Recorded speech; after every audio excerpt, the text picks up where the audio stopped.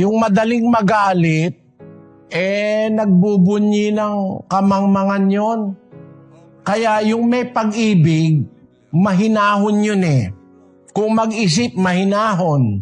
Hindi basta nayayamot, hindi basta nagagalit yung may pag-ibig. Yun mga virtues sa ilalim ng pag-ibig.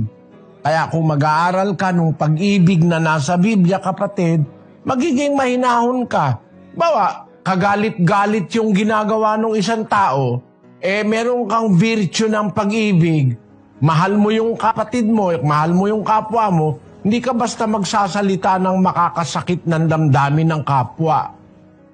Magiging makupad ka sa pagkagalit. Magiging mahinahon ka. Kasi ang galit ng mangmang, agad nahahayag, sabi sa Biblia. Kaya kilalang-kilala mo yung mangmang, madaling magalit eh. Galit agad, nakasigaw agad, nakasinghal agad.